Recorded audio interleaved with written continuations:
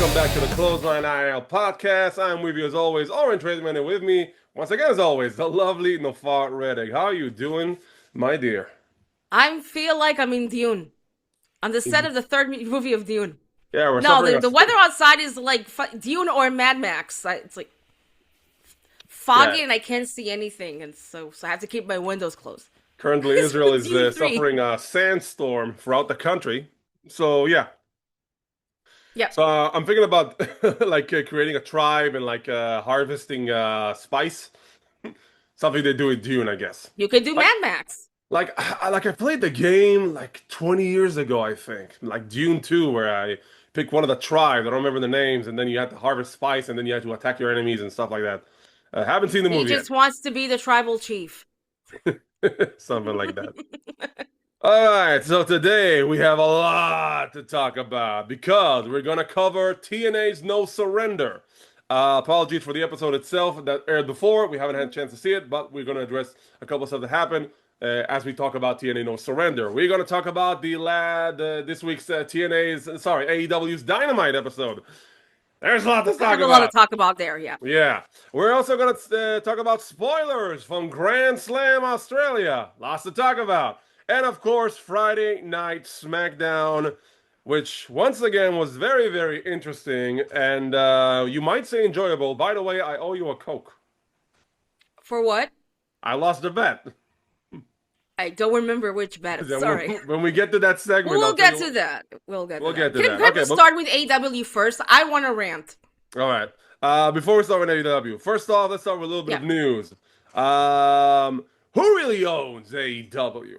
Well, according to Brendan Thurston, who just reported this, there was an article on CNN website talking about Warner Brothers Discovery and their competition against WWE. And in there, in a very slight paragraph, he actually wrote that WBD actually owns a minority stake in AEW. So wait a minute, I thought Tony Khan said he owned 100%. So what's going on? So upon further investigation by Brandon, he clarified that yes, they do have a minority stake, but because it's probably under 10%, they're not at liberty to actually report on it or declare that they are a minority stake in AEW. But apparently they are. So why the hell would Tony say he's 100%?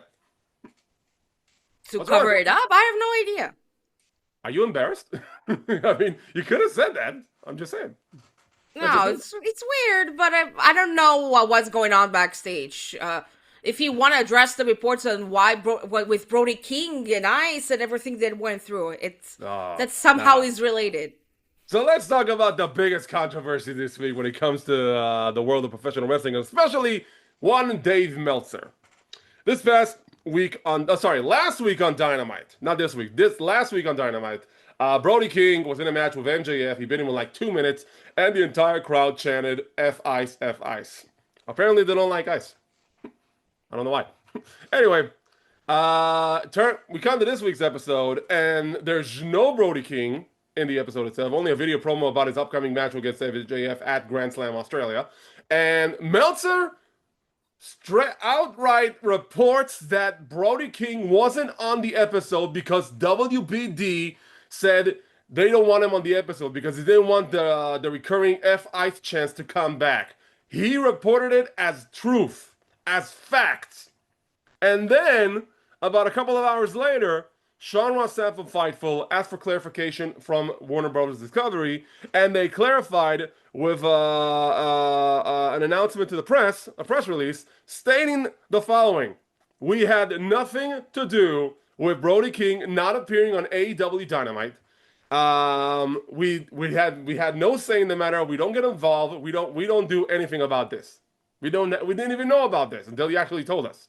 So then, even Brian Alvarez said, "Listen, Meltzer effed up.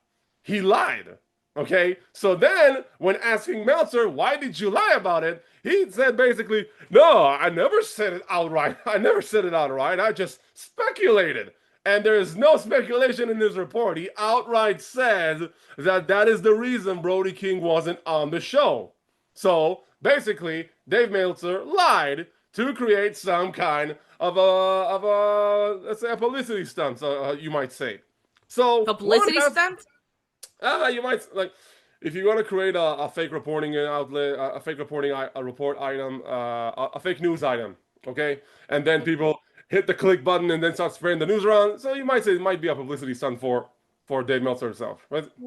Doesn't it? No. It can be. It depends. What's the purpose? I don't know. To maybe embellish your opinion on American politics. But I don't know. But okay. So let's clarify. What was the actual reason that Brody King was off at last episode of Dynamite? He was never scheduled. He was on the flight to Australia. That's the reason he wasn't on the episode. He was never supposed to be there. Okay. So you might wonder if that report was false by Dave Meltzer, or what other reports by Dave Meltzer are true or not true. Like, for instance, the reason Trey Miguel has been let go by AEW. Was it really because WBD said that Trey tweeted something 9 years ago and somebody got mad about it? I don't believe it. Look, I know that there are even wrestlers that are commenting on Meltzer's reports. Like, Andrade was the recent one. So, you don't know. Exactly. It could be something legit. It could be something false. Like, we don't know exactly what's going on backstage. Like, you have someone that will report A, someone will report B. So, yeah, you never know. There's a reason between actual reporting and speculating stuff. If Meltzer would have said from the get-go, I speculate that the reason Brody King wasn't on the episode was because, about the All Heights thing. But then again, he was only speculating. But he never said he was speculating from the beginning. He said he reported it as fact. And that's a problem. So again, no, I agree with that. And also, you brought up the Andrade thing. Andrade outright called out Meltzer. Listen, you're a liar. Okay, you reported stuff about me that is not true. So one has to think that maybe Meltzer create news items, to bring a little street cred to himself. Yeah, maybe, I don't know. Could be. If he didn't correct himself and apologize for false advertisements, so. But it's the thing that somehow became the reputation, his reputation, for false reports. Yeah. And if people always outrun him for that, so you have to think twice before you post something. By the way, I did say publicity stunt, and I know I might be staying corrected, but you know what? I want to double down on that because this could have been a publicity stunt, because look at all the media attention that they got after the all F Ice chants. There were articles on CNN, other news outlets, major news outlets, I think ABC as well, and they got a lot of media attention afterwards. So, in fact, if this would have actually been true, that WBD did prevent him from appearing, imagine the backlash from the side that supports the anti-ICE movement, and the whole support they would get for AEW if this was actually truthful. So no, but there's the thing: when you get something that is political, you'll get reports on it. You gotta get backlash for that. It's like doing something that is propaganda for what's going on in our country. Just an example. If they will do something about it, they won't do something about it. With ICE, same thing. That's why the chance got major media attention. Yeah, media attention. Yeah. As a lot of people can say the same about Bad Bunny's Super Bowl halftime show, and like, okay, when he will make his comeback to WWE, let's see what the response will be there. Could be. So I don't know, but the thing is, Brody King was political just by coming with that shirt. So that's why the media coverage. Yeah. But, it was beyond that, because I think he appeared with that shirt, like, I don't remember if he appeared with that shirt on an episode before that, or this was the first time he did appear on TV with that t-shirt on, but I think, like, the emphasis was about the chants instead of the t-shirt itself. No, but here's the thing. He appeared with that shirt for months. Okay. Even when he was a tag champ. Okay, because the whole thing with ICE started a few months back. Yeah. But now this whole story is, like, on fire right now. Yeah. So that's why right now they're only focusing on that. Right. So if you want true, honest wrestling journalism, You can find it somewhere else. All right. Okay. Let's move on to actual reviews. Starting with TNA's No Surrender. I watched the whole thing. I didn't watch the Wait, I wanted to start with Dynamite. Okay, you want to start AEW? I want to start with Dynamite because I have a rant. I'm sorry. Okay, so first off, I'm gonna.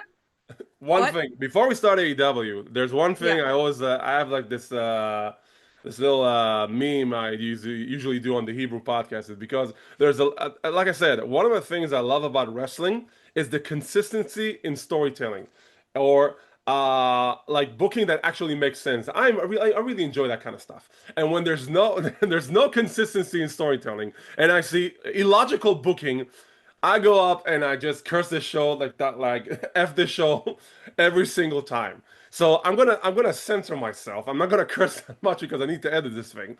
But AEW's Dynamite just showed me why this company just went from going 5 steps forward into 10 steps backwards. This episode alone, only one decision that was on this episode actually made sense. The rest of it, I just... No, but I think the only decision that really pissed me off was the fact that Kyle Fletcher took the TNT title from Tommaso Ciampa. Really? Okay, yeah.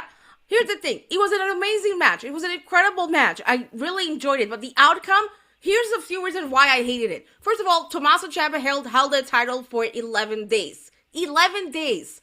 Okay? He just showed up to AEW just to hold the title, just to get rid of it. Like the hot potato syndrome, which I hate that syndrome.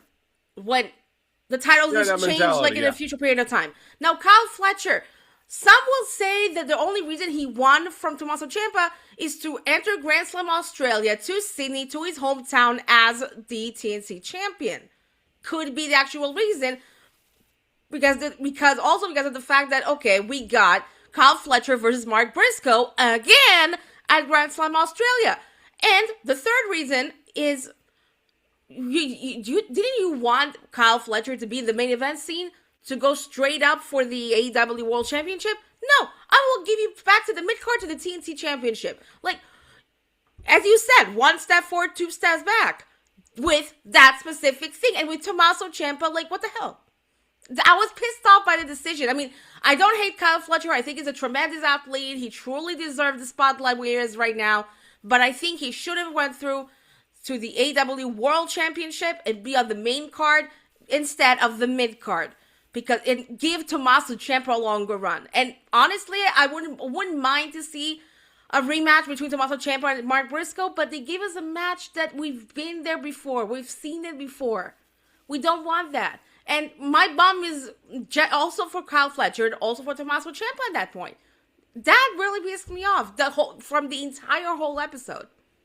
That's it. First of all, I'm glad for you that was the only thing that pissed you off in this episode, because there's been a lot more that pissed me off in this episode. I'm going to run it down real quick, and if you have to discuss something, we'll discuss it. Number 1, the face-to-face between Kenny Omega and Swerve Strickland. That thing was awesome. Finally building a rivalry we haven't seen yet, and they're probably going to face off at Revolution, and then they went at it back and forth. It was awesome.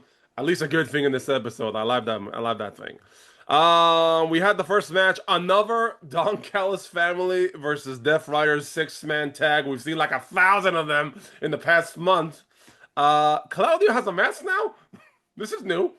I think he's doing it in CMLL because he's the CMLL champion. So I didn't even know he had a mask. I think this is something new that he does when he enters CMLL, if I'm not mistaken. All right, so then after the entire bout, we see Moxley pinning Josh Alexander. Now, this comes in as a fan standpoint, but Josh Alexander, you really did a great, an unbelievable, incredible, great decision of you joining AEW when you get beat and pinned every single freaking week. I mean, seriously, this guy was, I use the term the Canadian Kurt Angle. The guy is unbelievable in the ring. He has a gazillion miles of potential, and I just knew the moment he signed with this company that he's going to get buried for the first year, and only afterwards he's probably going to get elevated a little bit. He's going to win a couple of matches, but for the first year, I knew exactly what they were going to do with him. him losing to Kenny Omega, him getting the pin in the 6-man tag match was absolutely atrocious. I have no idea what the hell is wrong with those guys. Because a guy like Josh Alexander, I'm not saying like shoot him to the moon right away, but you need to showcase him a little. You need to showcase this guy differently. He doesn't need to lose 6-man tag team matches. He needs to be elevated so we can see him in some kind of title contention on either brand, either Ring of Honor or AEW. He doesn't need to take the pinfall in the 6-man tag match. So that pissed me off. That's the first thing. You want to add something? No. All right.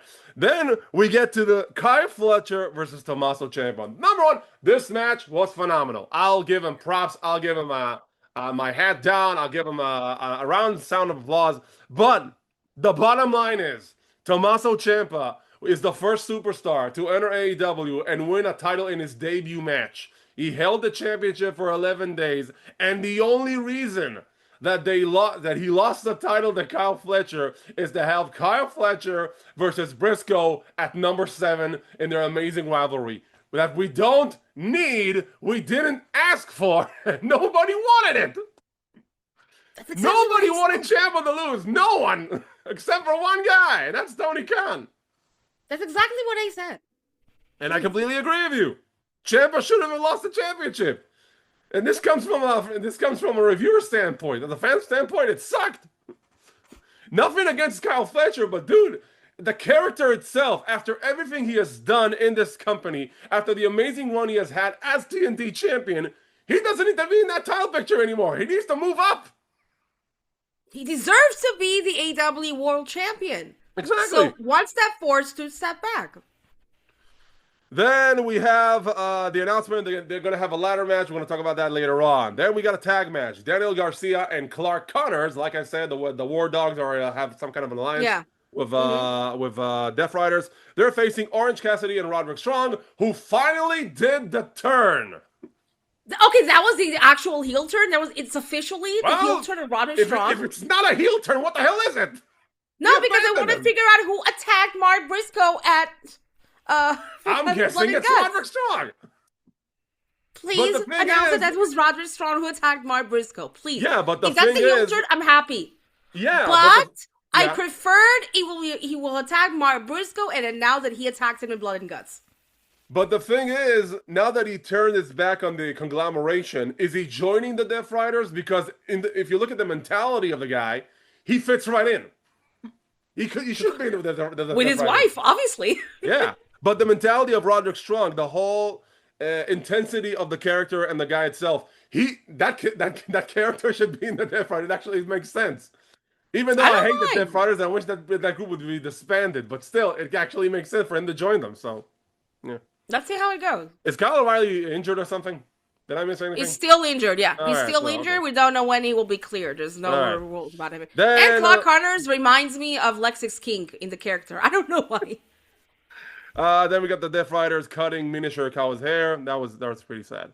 We got promo. Don Callis, Andrade, Hangman Page, Jet Speed, yeah. Then we get a triple threat tag team match with the winners facing FTR for the AEW World Tag Team Championships. Let's see our contestants. We got number 1, the Young Bucks, who don't need to win this match. We got the second team, which is the Rascals, a newcomers in AEW, who actually, if they would have won this match, we would have gotten the dream match between Rascals and FTR, a match we haven't had yet. And 2, what a way to elevate an up-and-coming tag team in AEW's tag division. And number 3, a wild card team. Who is it? It's Private Party, making their triumphant return into AEW. Okay, so that kind of makes sense if they actually win this matchup by the fact that they just got back in the company. Who do you think won the match?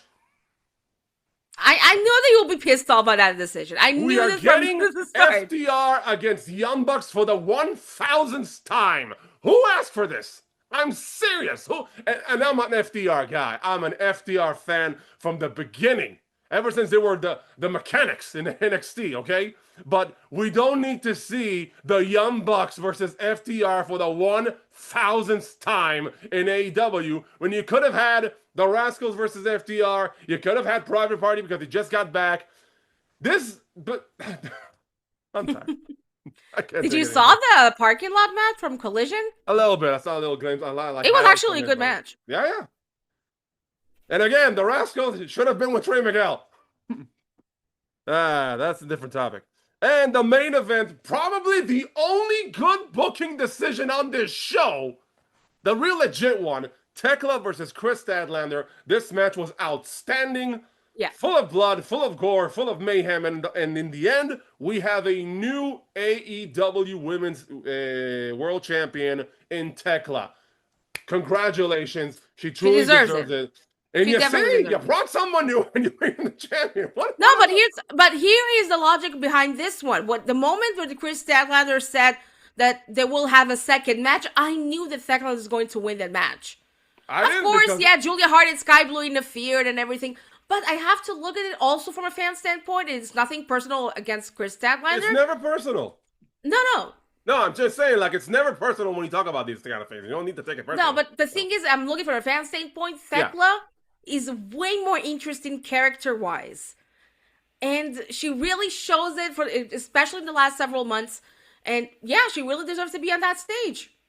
So, I applaud her for that, really. And by Ciampa losing and by Chris Statlander losing their prestigious championships, once again proves my point that Tony Khan has no idea how to book face champions.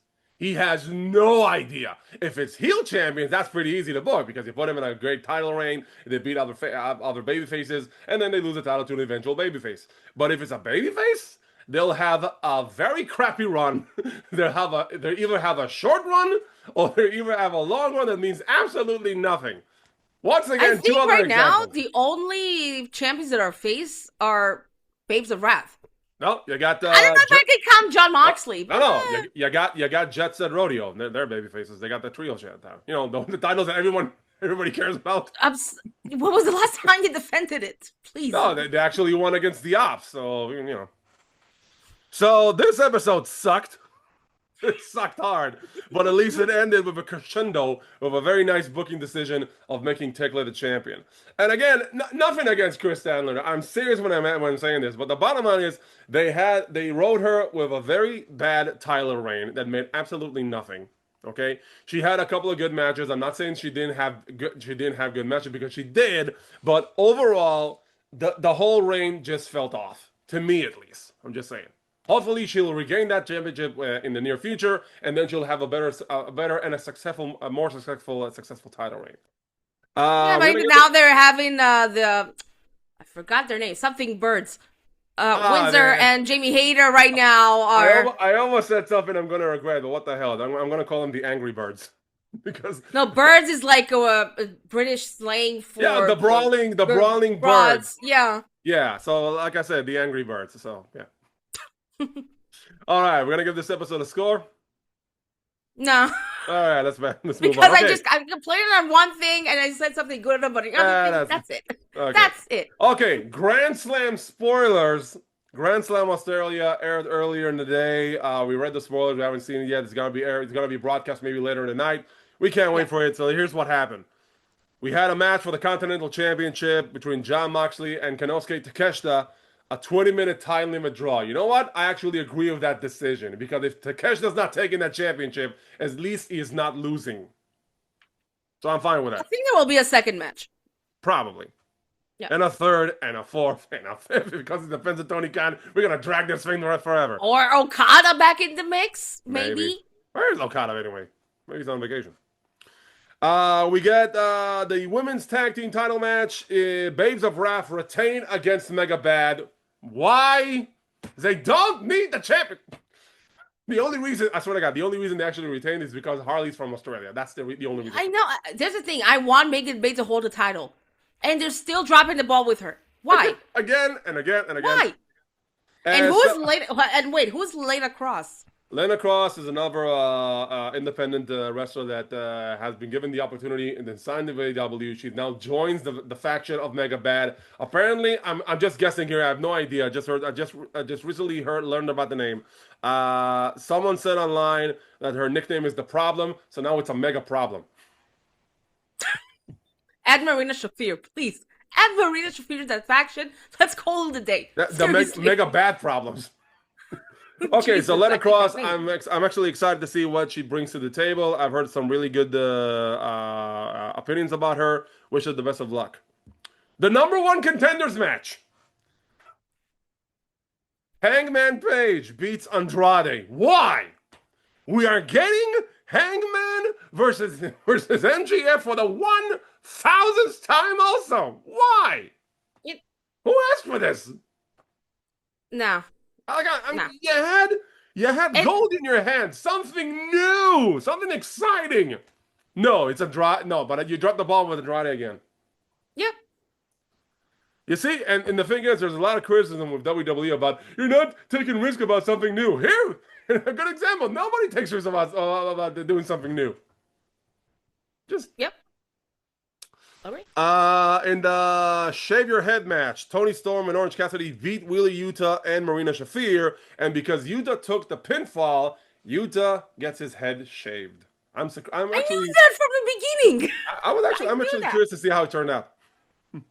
Here's the thing: people really wanted to shave him to do a haircut, so there you go. You got what you wished for. Kyle Fletcher defeats Briscoe in the ladder match. Oh my God, who would have seen that coming?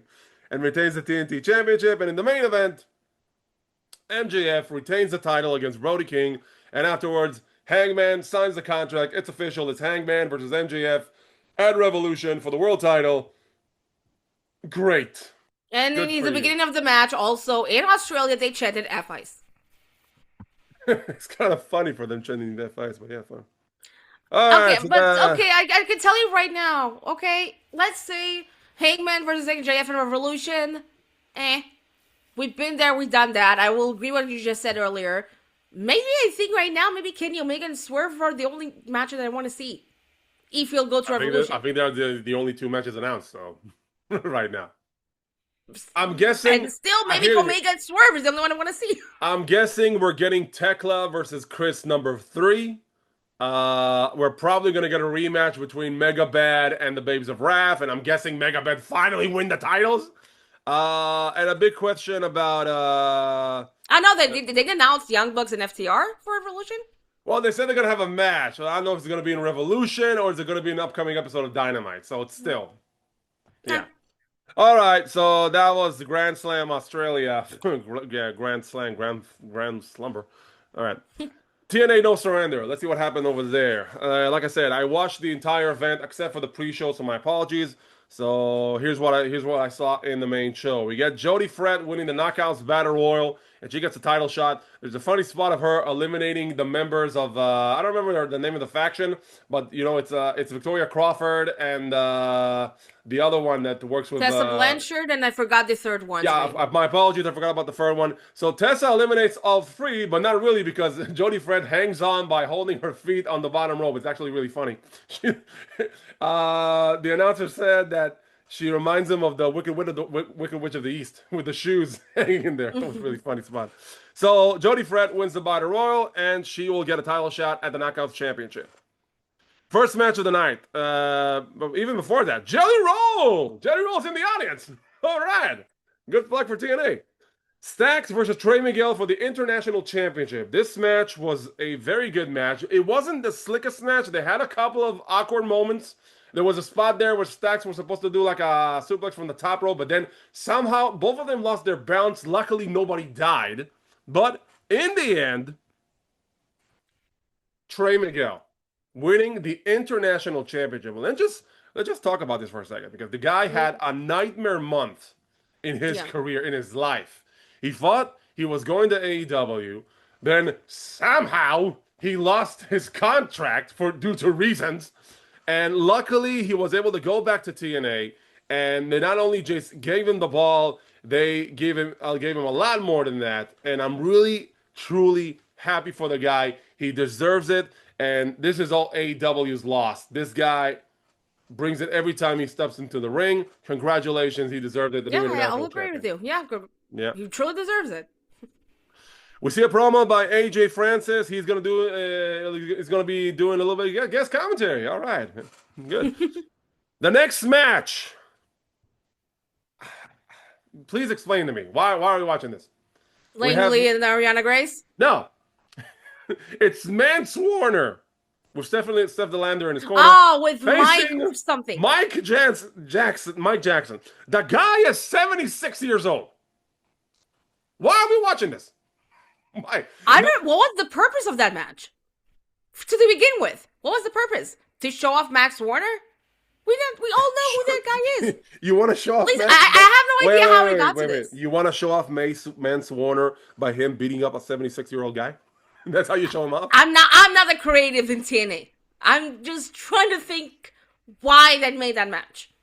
Listen, I'll give Mike all the props in the world. For a guy that is 76 years old, that guy can move very, very, very good, surprisingly, in his age. But still, I don't get why this is a pay-per-view match. It was like a short match, even. It was kind of a squash. if this was a competitive match, if this was an Iron Man match between Mance Warner and a 76-year-old guy, I would shut down the TV. Speaking of, there are rumors right now circulating that Ric Flair is going to one more match again. No. Charlotte threatened him, and then he said, "Okay." Charlotte eliminated the rumors, and then now rumors are circulating that Ric Flair was going to drop a music album. No, Jig. Oh, yeah, I heard about that. Seriously? Never change, Rick. Never change. All right. Just don't get in the ring again, man. I don't want you to die. Okay, Ariana Grace is mad at Stax for losing the international championship. We had a plan. You know what? If you don't apologize, I'm gonna break up this marriage because they're engaged. So yeah. She's gonna break up with him. She was going to break up with him on Valentine's Day. Oh my God. Indy Hartwell and Zaya Brookside versus the Elegance brand. This match rocked. Seriously, if there is a women's division that is without a doubt the top division in women's wrestling in the entire Western Hemisphere, it's TNA.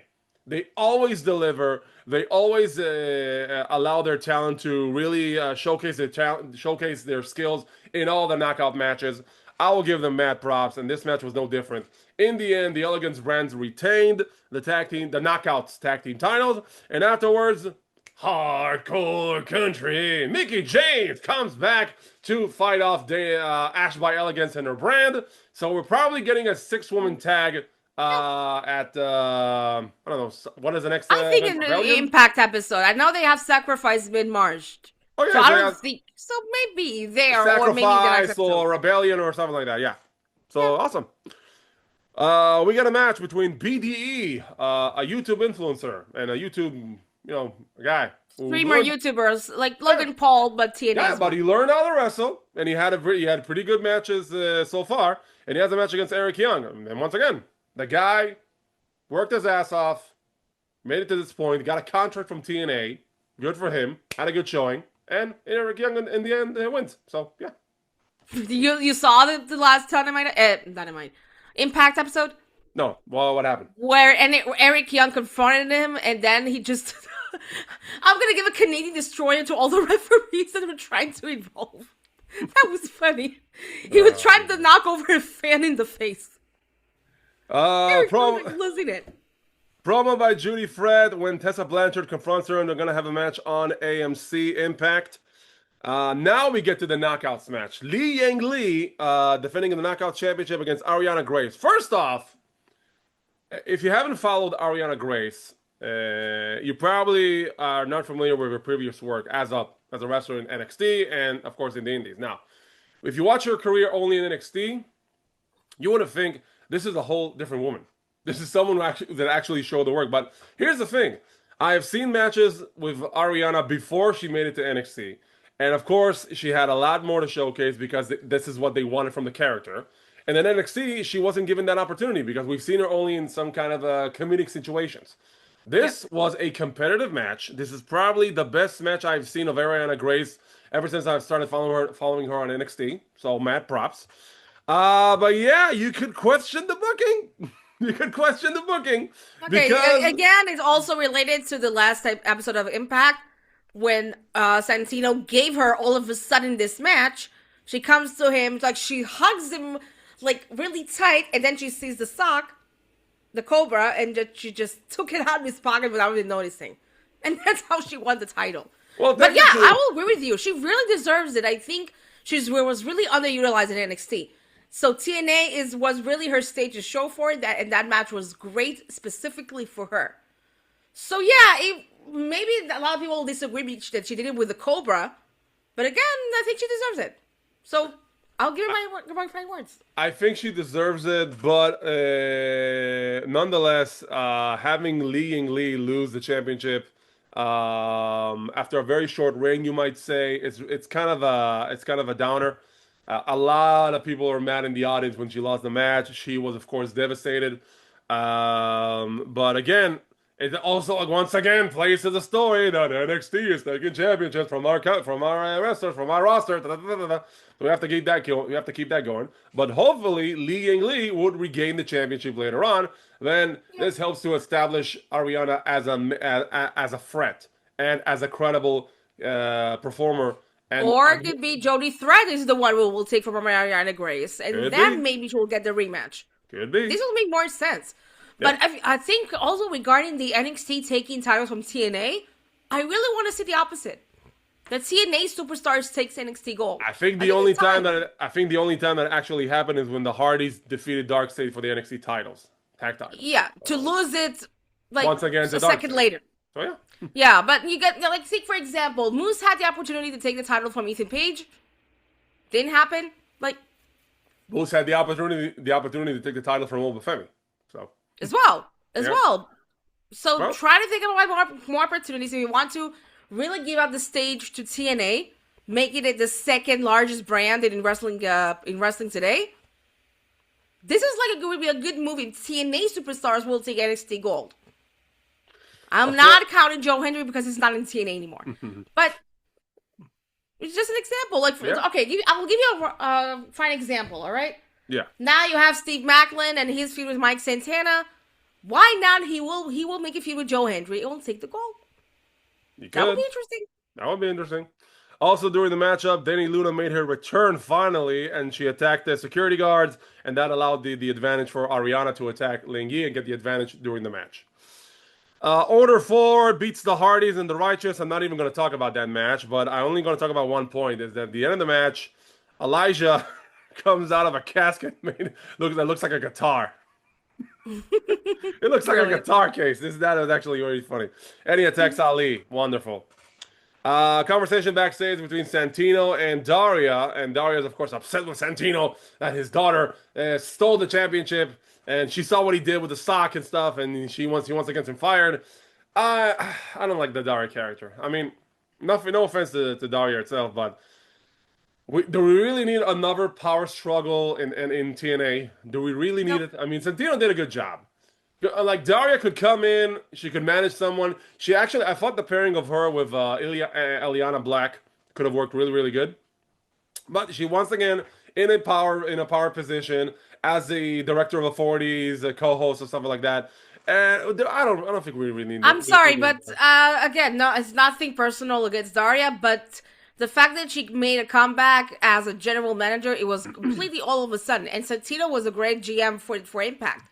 Yeah, and even I didn't understand the creative decision from the get-go. And even the reasoning for her to become a GM right from the get-go, saying, I'm a little bit under the weather, so to help me, the management sent me this woman to help me. I mean, come on. No, it's a really lousy creative. I'm sorry. Yeah. And in the main event that had so much potential, it kind of like fumbled the entire ending, in my opinion. You had Santana, the world champion, teaming with Leon Slater, the X Division champion, versus Nick Nemeth, who won the collar shot gauntlet, and Eddie Edwards, who is holding the Feast or Fire briefcase for a world title shot. So you're in a position in this match where each one of the participants can cash in on the world champion, and I don't think they actually really played into that during this match. They had it like in a couple of moments, but they should have played on this point the entire match, in my opinion. So they played it only a couple of moments. They had a regular tag match. Leon Slater is not going to betray Santana because he's a good guy. And then near the end, Steve Maclin, who was fired, by the way, but now I'm guessing he's not fired. He's not fired. Okay, so he's not fired. Attacking Mike Santana. They go off into the back. Then we see Moose come in, take out the system, and we're left with Leon Slater and Nick Nemeth. And in the end, Leon Slater pins Nemeth. So Santana's not involved in the ending. Leon Slater actually wins the match, and Moose gets his revenge on the system. All that without even trying to cash in one of the title opportunities that you have, either the option C, either the Call Your Shot Gauntlet, or the Feast of Fire opportunity with the briefcase. So let's agree that the whole thing was a schmuzz. Yep, a big fat schmuzz. But overall, another enjoyable TNA pay-per-view. I've been following TNA from the beginning, and I've seen the resurgence in this company ever since, I think, 2019, even 2018 before that.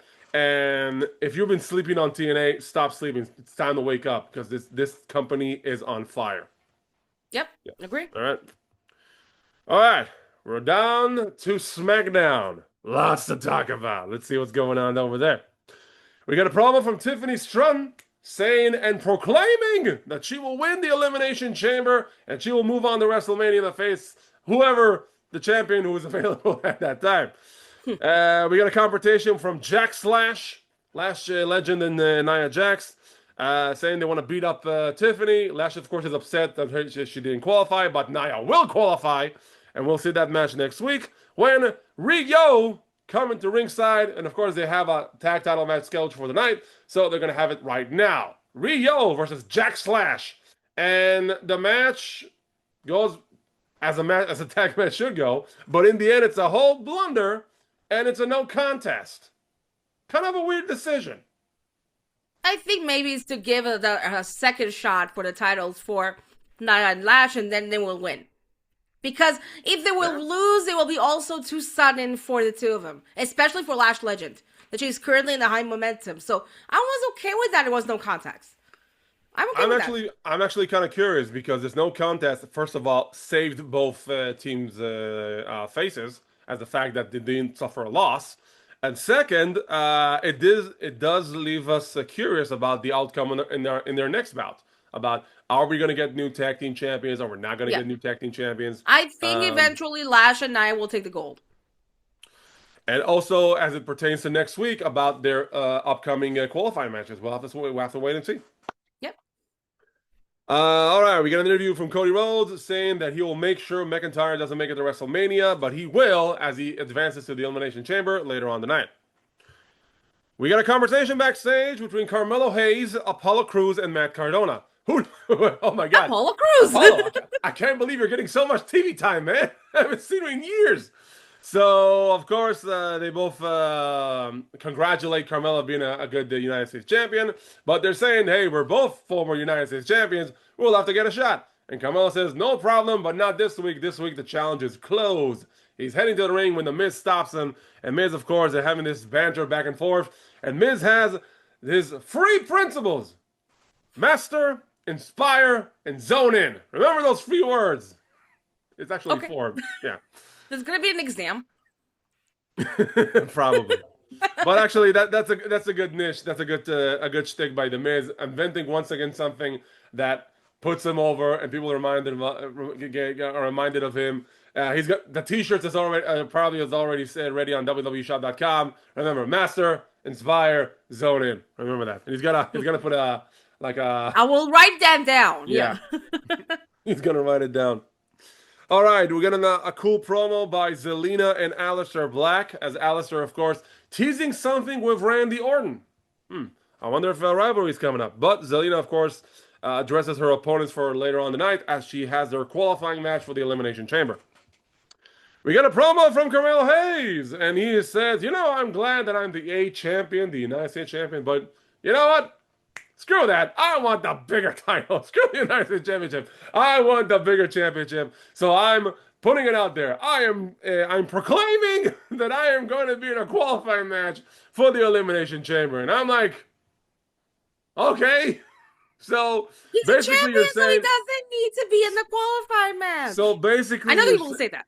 So here's the thing. He says he is the A champion, but he knows that in order to be the A champion, he has to go for the bigger championship. So he wants to qualify for the Elimination Chamber. So what you're saying basically is that your title is worthless. You don't want to be the United States champion because it doesn't suffice you, and you want to qualify for the Elimination Chamber. So why the hell are you the United States champion in the first place?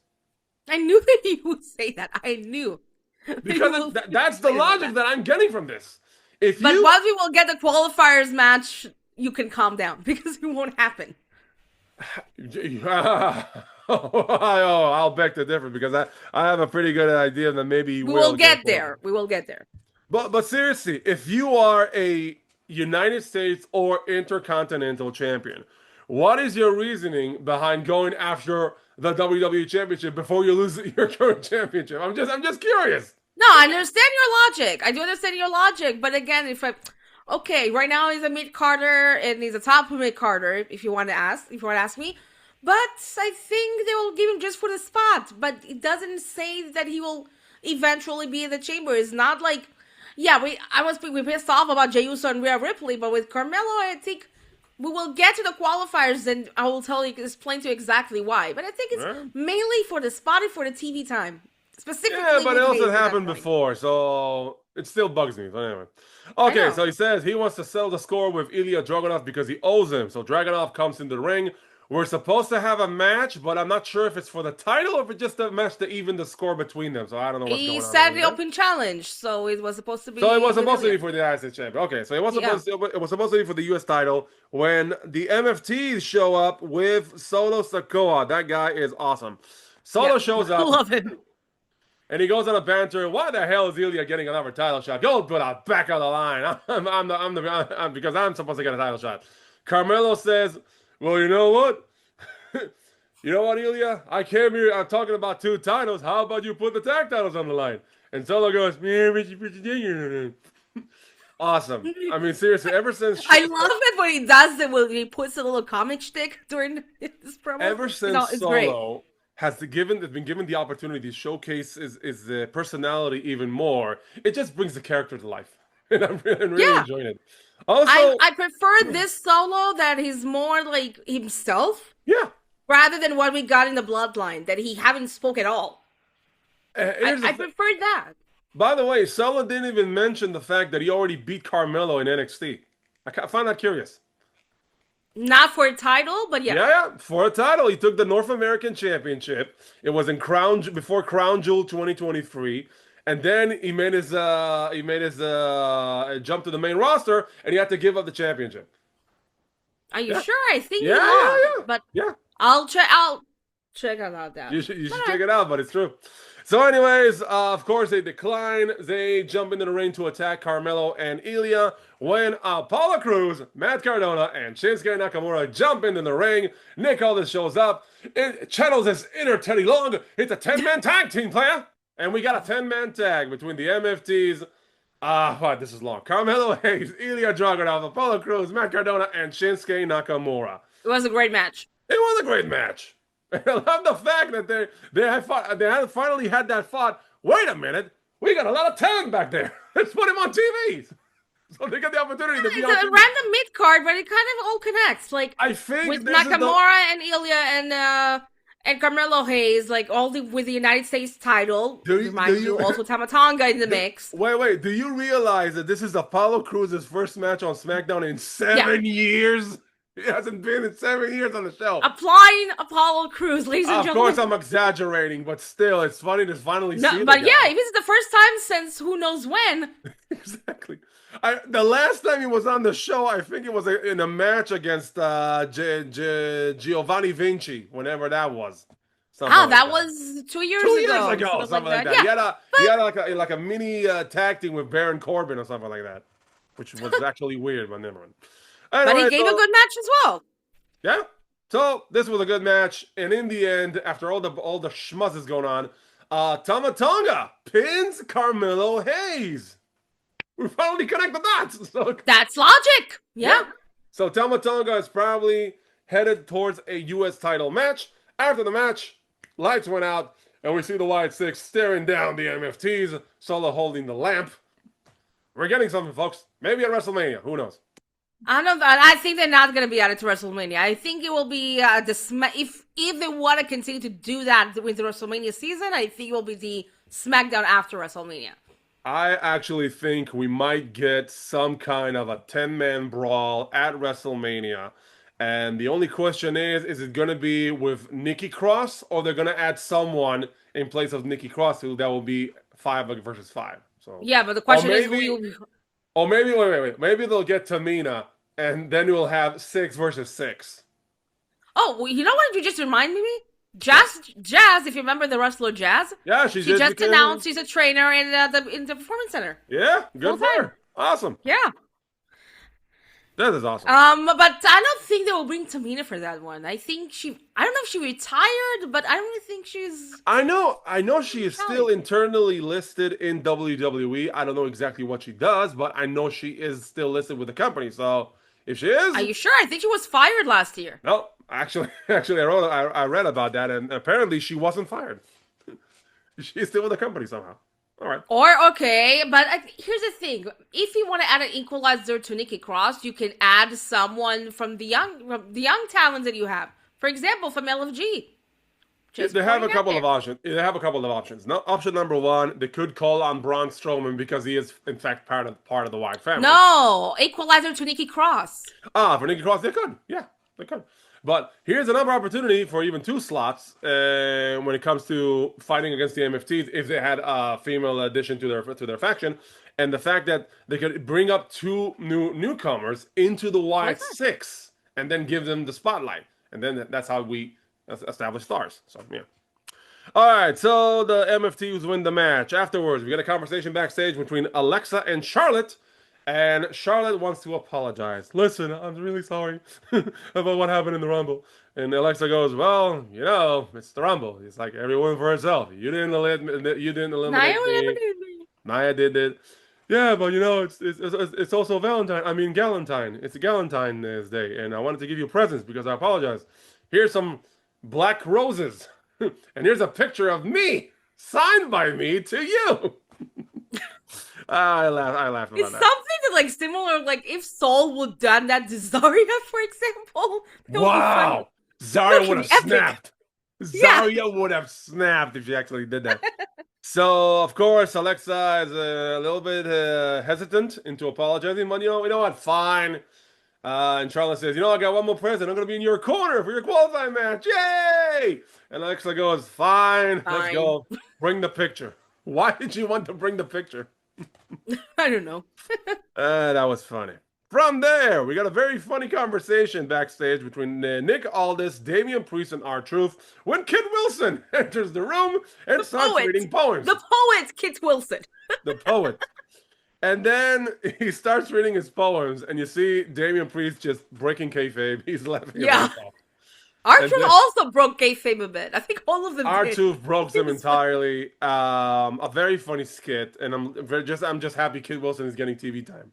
This is awesome. Yeah, and he got a great pop just for showing up for reading the poem. Kit Wilson is over, man. He should be in the elimination chamber. All right, we get the match, qualifying match. Alexa Bliss versus Zelina Vega versus Julia. This is where I owe you a Coke because, as we said last week, I said that I thought Julia's going to win, and you said Alexa's going to win, so Alexa won. And this was a good match between 3 great opponents.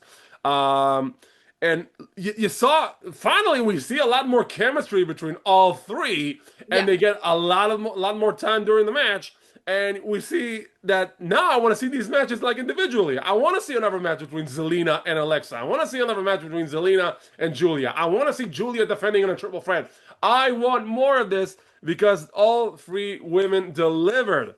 But in the end, Alexa beats Zelina, Julia's upset, and Alexa advances to the Elimination Chamber along with Ripley and Tiffany Stratton. Looks like the Women's Elimination Chamber is about to be star-studded. Yeah, that's the whole point. That's why I said it will be too obvious who will win the match. Alexa Bliss. It was totally predictable. First of all, but I have to say for one thing about Zelina. First of all, she got into the ring with the Aleister Black theme. Kind of makes sense. With his theme and not the annoying Death Rebel thing she had before. great. Keep it. Yeah, even the entrance because is cool. It fits. Yeah. Yeah, and also she really improved in the ring. We know that we talked about a lot of bad things about her the past few months because she had lack of chemistry with her opponent. For example, the match with Rhea and Damian, if you remember, a few months ago. So I see here that she improved. Like, she didn't have like anything bad, and I think that there's something changing with Guardians of Zelina Vega, and I love it. Keep the good work. I think there's an improvement, and there was a spot when Alexa was on the top rope and Julie was kind of punching Alexa Bliss, but the cameraman just saw Julie just do like, beep. That's it. But yeah, it was also way too predictable. It also, Alexa gave me sort of a hint, like, for a turn, if you saw her expressions here and there in the match. So there are probably between 4 and 5 betrayal options in the women's division, because you got Bayley and Lyra, you got Ripley and Io, you got Charlotte and Alexa, you got Zarya and Sol Ruka. You could have Kiana James and Julia, and you got Nia and Lash, but I don't think those two are going to break up. So you got like 5! 5! We have plenty of options, guys. Yeah.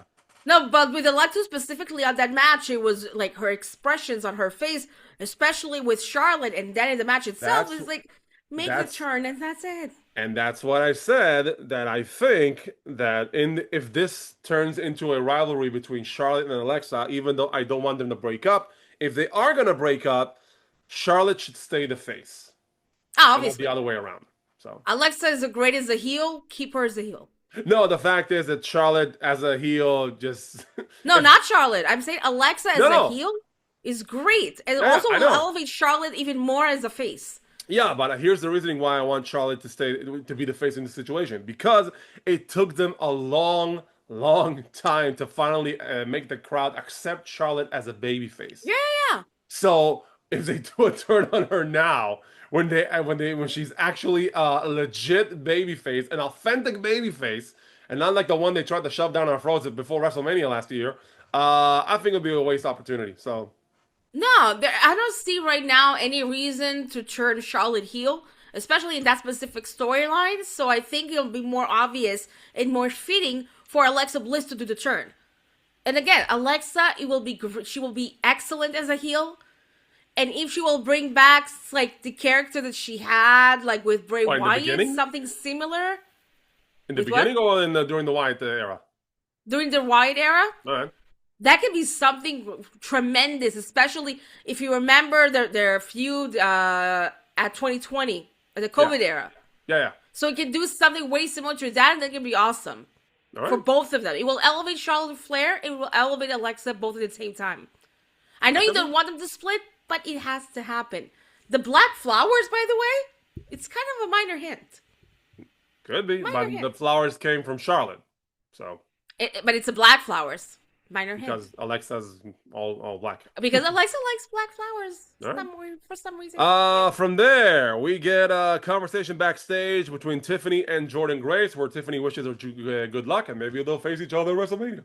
From there, we see Chelsea Green in the wheelchair, because unfortunately Chelsea has suffered an injury to her ankle, and apparently it's not that severe. I don't know about WrestleMania, but she should make a full recovery in about a couple of weeks. Hopefully she'll make it to WrestleMania. I think she will, because if you follow her on Instagram, she goes to places with a broken ankle, and the fact that she's right now on a wheelchair is a storyline. I think also, I think she will make it to WrestleMania. So it's a minor injury. And with that segment, Chelsea has done history once again for not only being the United States champion along with her husband, Matt Cardona. They have both appeared on WWE television in segments in wheelchairs. Okay. Do you remember when Kane pushed Matt Cardona?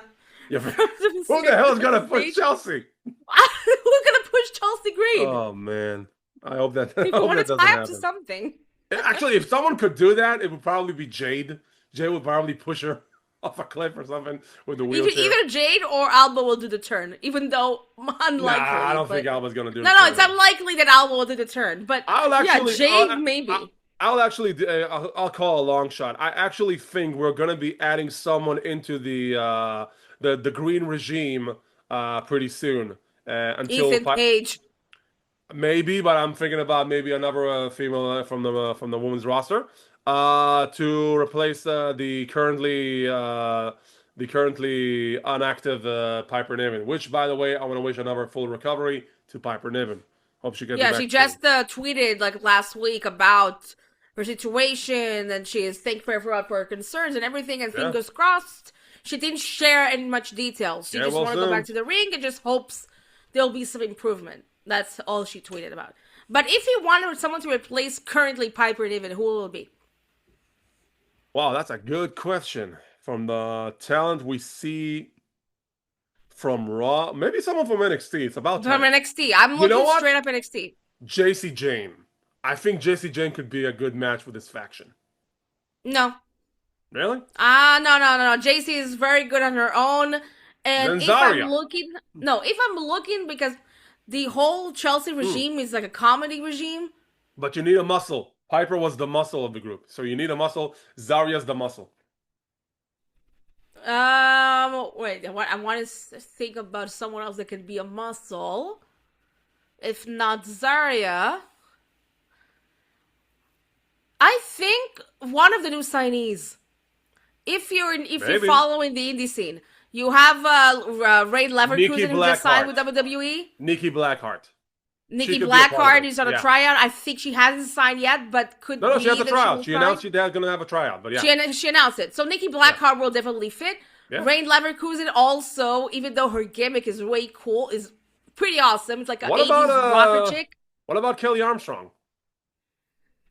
I don't know what they're doing with her in Evolve. Kelly Armstrong, no, she doesn't need the faction. Kelly Armstrong doesn't need the faction.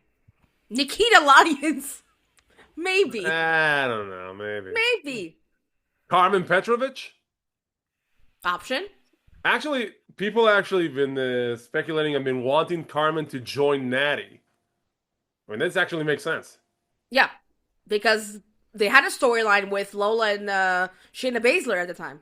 So yeah. By the way, congratulations for Carmen Petrovich for joining WWE 2K26. Well deserved. Yay. Yeah. Okay, moving on. We get a conversation between Sami Zayn and Rey Fenix, where Sami turns to Rey Fenix and says, "Oh, thank you for believing me, man. I almost lost hope, and then you came in and you cheered me up. God damn it, Rey! It's all your fault."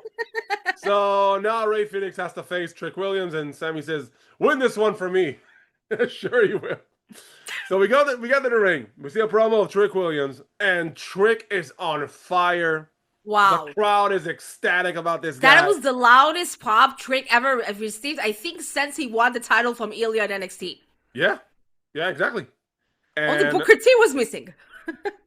And oh yeah, come on. That's why Trick said it on his behalf, by the way. So Trick cuts a promo. Oh, and also, sorry for cutting you off. Sure. Lemon pepper. Wow, I forgot the third word. Steppers. Lemon pepper steppers. That's the thing with the shoes. Lemon pepper steppers. Okay. That's Lemon pepper steppers. Okay. So yeah, he's cutting a promo on Sami, and the crowd is loving it. And well, what can I say? He's cutting a promo on Sami. It's not the hard of a job. And he also said about qualifying to the chamber and go to. Yeah, he said he's gonna qualify to the chamber, and he's gonna win the elimination chamber, and he's gonna go up and to WrestleMania. We go to WrestleMania, and I say to myself, he's got all the potential in the world, but here's the thing: even if he qualifies to the elimination chamber, okay, even if he qualifies, he's not gonna win. So the bigger question is, what are you gonna do with Trick Williams coming to WrestleMania? And it hit me. The promos against Sami, the fact that he said, and I quote, "You're moping around, you got scratches on your feet, you ain't combed your hair, your breath smelling like 10 pounds of bounce that ass, and you're begging for another opportunity, you make me sick." So we're getting Trick versus Sami at WrestleMania. Could be. It seems to me that it heads in that direction. It could be. Okay, so we're getting there. So we get the match. I actually thought this match was way better than the first match these two had. Yeah, absolutely. 100%. That was a great match for both of them. I think they learned their lesson from the first match, and they get it up here. I think it was great. It was an awesome match. It lifted so much, both of them. Obviously, Trick won, and I have nothing else to say. It was a great match. This was a great match, a great showing by both men. Once again, Trick showing us how much he's improved ever since his NXT days. He added a move to his arsenal. What do you call it? The Booker T slap? Something like that? I don't remember. I think the Booker slap. The Booker slap. So yeah, Trick wins. He will be in a qualifying match next week because next week it was announced that it will be, oh my God, Damian Priest versus Carmelo Hayes versus Trick Williams. So you want to tell me after all the years that they have been building this friendship / rivalry between Carmelo and Trick, we're just going to put it out there in a triple threat match? No, not building anything before that. No, nothing. What a waste. I know. That one I agree with you. I thought they will do something similar like once he did the call up to Smackdown. But they want to push him more as the main eventer than the mid card. I think there has to be a feud between the two of them, or a collaboration. I don't care, but I think now they're just we're gonna take a step back with these two. They should have had at least one backstage segment about the fact that they both acknowledge, hey, we made it to the big stage, something like that, and they didn't have it. Maybe they'll have it next week, but it's funny that the first encounter between these two on the main roster is in a qualifying triple threat match. That it's kind of weird. So, and if you ask me who will win, it will be Damian Priest. No, Trick Willie wins and he pins Damian Priest because they're gonna bury that guy. No, I think the reason is that because probably either Ray or Sammy will interfere. No, Miz is gonna interfere against Carmelo. And, and Kit Wilson probably going to interfere against Damian. I'm just guessing here, but from all three men, Trick is to me the obvious option to win this match. Here's the thing: because Trick and Damian Priest are the two persons that are too obvious to be in the chamber. Yeah. But I think if they'll put Trick in the mix, fine. That means right now he's in the momentum. You hit the iron while it's hot. I'm okay with that. But I think the most obvious will be with Damian Priest because they lost the direction with him and they want to put it back in the scene. They could do that even after WrestleMania. That's why I'm saying Damian. I think they could do that even after WrestleMania. They don't have to rush it right now because by rushing this and not having Trick qualified for the chamber, I think they're missing an opportunity. And the fact is, we need to elevate Trick in every opportunity possible. He didn't get the Final Four win, the Fatal 4-Way win to face McIntyre at the Rumble. So here's another opportunity for him to showcase himself in a big main event match at Elimination Chamber in the Elimination Chamber. So no, I agree, but the same can be said about Damian Priest. But here's the thing: Damian Priest has already been to the top, and they have been pushing him to the bottom recently. But here's the thing: for Damian, they could rebuild him after WrestleMania. He doesn't need the spot instead of Trick. Particularly for this position. Again, I don't mind either Trick or Damian. I just think about the obvious result. It won't be Carmelo Hayes. It won't be Carmelo Hayes. If I look at it as a Booker standpoint, I would have Trick win the match because I want to establish the newer star. That's the only reason. No, I'm okay. No, again, the end result, it will not be Carmelo Hayes because of what we spoke about earlier. No, if I was mid-card status. If I was booking this as a fan, I would have Brock Lesnar come in and demolish all three of them. All right, moving on. Backstage conversation. EO and Ripley trying to recover for exactly what happened earlier in the show. When Ripley says, EO, you got to concentrate for your qualifying match. And I'm like, when? Did they announce anything? No, I haven't heard they announce anything. Not yet. But they'll be on Raw, maybe coming Raw. Julia's upset that they cost her to not be in the qualifying match for some reason. I don't know what. And then we see a little teasing from Jade Cargill and Ripley or EO in the future. I'd love to see that match. It's like shit. They teased Jade and Charlotte Flair. Come on. It was just a stare down. It was still teasing. Nothing else. Nothing more than that. All right. We got the match for the WWE Women's Championship. It's Jordynne Grace versus Jade Cargill. And first of all, why build the match? Hype the match.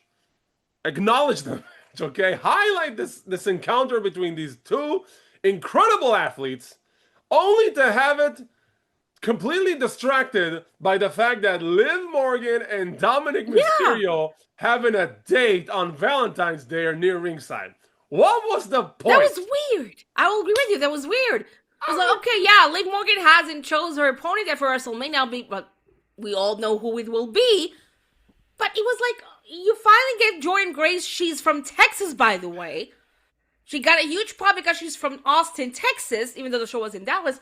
And I will say, the match, I think was the best match for Jade Cargill, I think ever since Evolution. It was a great match. They two elevated each other. It was amazing. I loved the match as a whole. But yeah, the thing about Liv Morgan and Dominic to be there, it just distracted everyone from the match. Why? Even in the beginning of the match, you saw that you heard the crowd chanting "Dirty Dom, Dirty Dom," and I'm like, watch the match. They didn't. That's the thing. They didn't care about the match. They cared about Love, Liv, and Dominic. And the fact also that Raquel was standing there like a freaking bodyguard. Because she's the Diesel to her Shawn Michaels.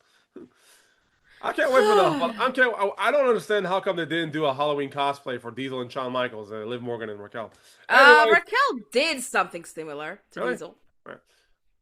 Big sexy. Anyways, this was a good match, and in the end, Jade retains the WWE Women's Championship.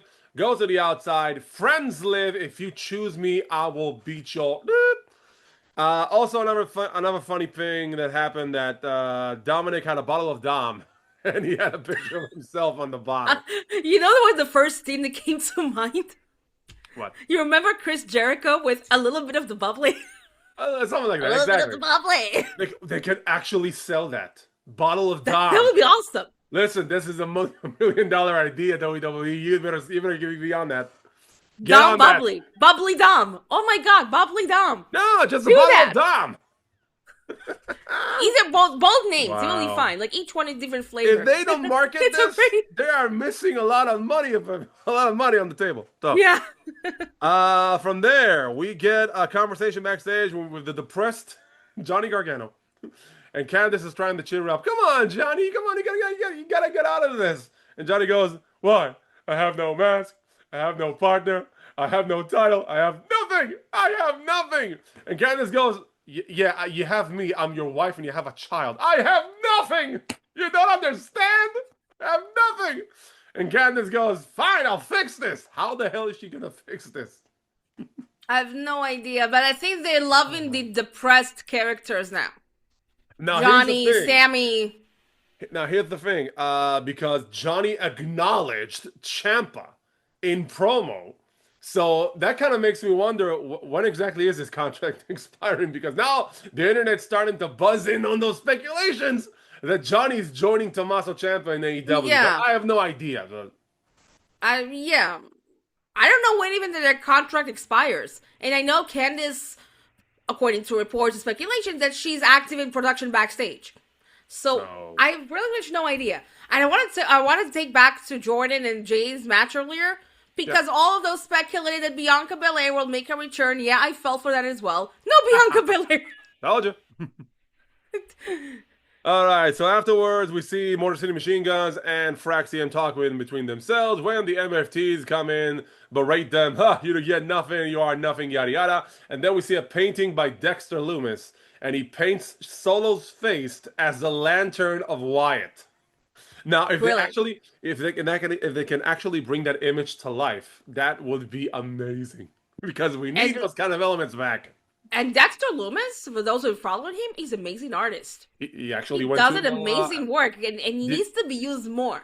I think he went to an art university or something like that. I think so, yeah. Craft of Arts, yeah. Dude, you're awesome. Yeah, and you need to show up your art even more. I think it will be something way more interesting, now that I think about it. Could WWE please acknowledge this man and give him like a highlight of the week? Some kind of a sketch of the week by Dexter Loomis.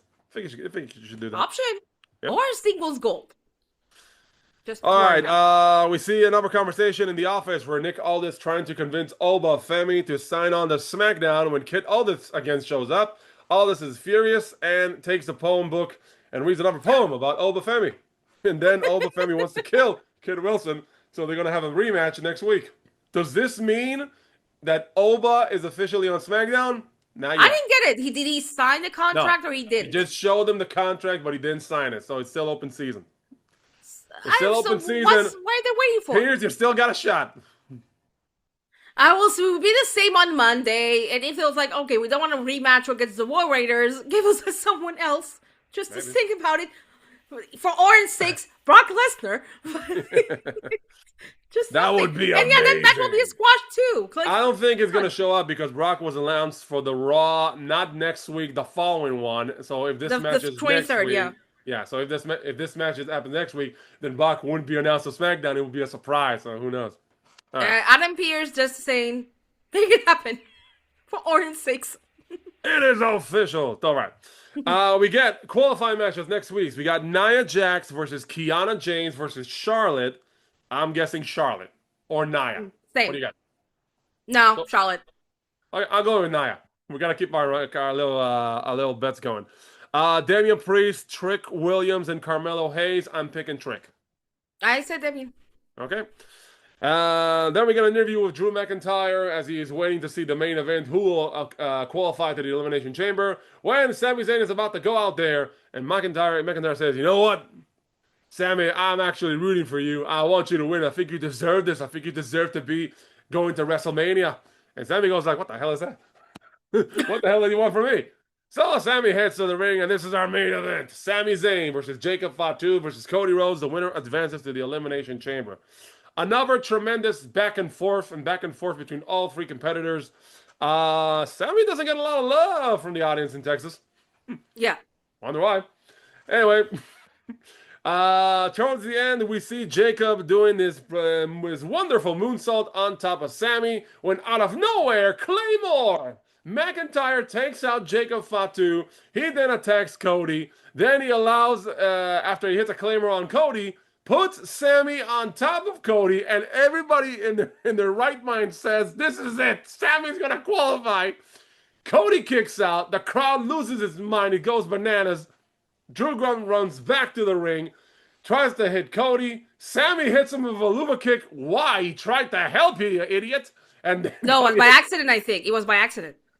No. Like Cody he ran, and then he kicked it by accident. I don't know, but anyway, no, because then Sami was yelling at McIntyre because I thought it was actually, he did it on purpose. Because the angle haven't showed you that, but the kick was an accident. All right, so then Cody crossroads on Sami. Cody qualifies. Yay! So Cody's in the Elimination Chamber. McIntyre is mad. He is furious. And Jacob Fatu is about to destroy the entire set. Okay, I will have to complain about one thing only. Go ahead. Joe Tessitore, please stop doing Mauro Ranallo. You're not Mauro Ranallo, for the love of God. Claymore! Throughout the event of this match, trying to give me Mauro Ranallo vibes. No, you're not Mauro Ranallo. I'm sorry. And after Cody pinned Sami to qualify for the chamber, then he went to his regular voice like nothing. That pissed me off. I don't know if I actually said this on our English commentary. But I truly believe that Joe Tessitore sucks as a head commentator for SmackDown, and I just wish they would have anybody else because Joe Tessitore is not a good lead commentator, play-by-play guy for WWE. I said it. I am standing behind my statement, and I want him gone. I want somebody else. Vic Joseph. I'm just saying, Vic Joseph. It's about time that Vic Joseph goes back to the bigger leagues. Come on. No, seriously, Vic Joseph is awesome on commentary. He deserves it. Yes, he has amazing collaboration with Booker T. He's amazing friendship with him, as we can see. But he's ready for the main roster. It's about time. Put Vic Joseph in the main roster. It's about time. It's about time. All right, so that was SmackDown. For this one, we are going to give a score between 1 and 10, and then even a 0 if it was a complete catastrophe. What is your score for SmackDown? I'll give it 7.5. It was not bad. I'll give it 7.5 as well. A good episode, a couple of good matches with a 10-man tag, and of course, a triple threat qualifying match between the women and, of course, the men as well. And of course, we are continuing to establish the card as we move on to the Elimination Chamber. We're going to have a whopping 4 matches! 4 matches!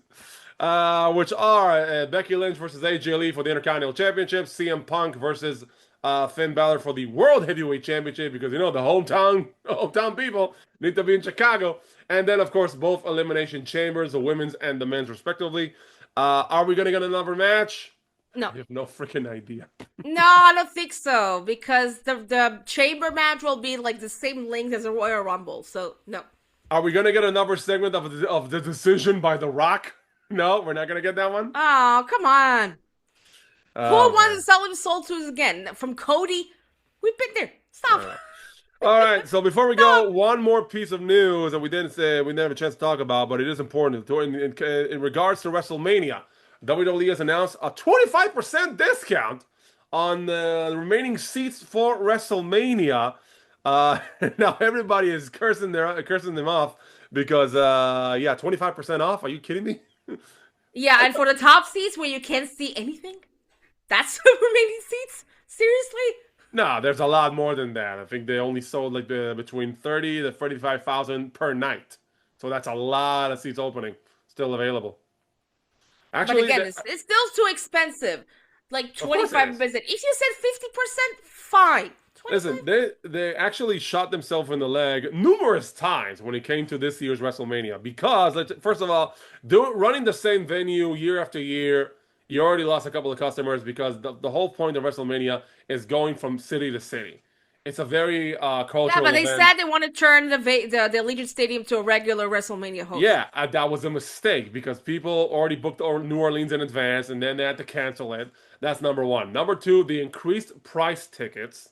Tickets for prices, of course. Number three, they canceled watch-along parties throughout the Las Vegas Strip, which would have brought a lot of revenue to the city itself and all the places that actually run those kind of watch-along parties. And they just continued to do another fumble after fumble, and then the whole WrestleMania card changed, and now they're having a strategic meetings about how to shape up the card. One of the rumors that I've read, and I can't believe if this is actually true, they're out of their minds, Brock Lesnar versus LA Knight. Oh yeah, I saw those rumors. Who the hell asked for this? I don't think it's true. I don't think it's just a speculation. I don't see it happening. And you know who reported it? The Wrestling Observer. The Wrestling Observer. Yeah. Yeah, I think it's speculation, not something more than that, because there is no reason to put LA Knight versus Brock Lesnar at WrestleMania. Nope. There is no reason. Nope. Not even a logical reason. And regarding the whole fumbling with WrestleMania and the tickets, I think the main reason is that they shot themselves in the leg is because of the prices. Yeah. If you saw when they were in the tour in Europe, fans took pictures of the arena that half of it was empty. Yeah. So it's kind of their fault. It's like you're selling it for what? Minimum 500 euros? I'm saying euros specifically. 500 euros? Not everyone can afford 500 euros. For some people, that's their monthly check. It's like, you need to do something about the prices, and that will be more affordable for people to come, and that's a point of advantage for AEW on that one. Which, by the way, tickets for All in London will be on March 16th. Yeah, March 16th, the pre-order, and the pre-sale. The pre-sale on March 16th. Pre-sale, yeah. And then 4 days later, they're going to have the general sailing for the tickets. And I can tell you right now, it will be way cheaper than WrestleMania. Of course it will. Of course. No doubt about it. All right, so that is all for today. Hopefully we'll return on Tuesday with our Monday Night Raw and NXT review. Once again, thank you for joining us. I saw a lot of you liked our new shorts on the channel. We try our best. we try our best. And hopefully you did enjoy our content. Spread the news. There's another wrestling news channel in town. And hopefully we'll see you next time with another wrestling review.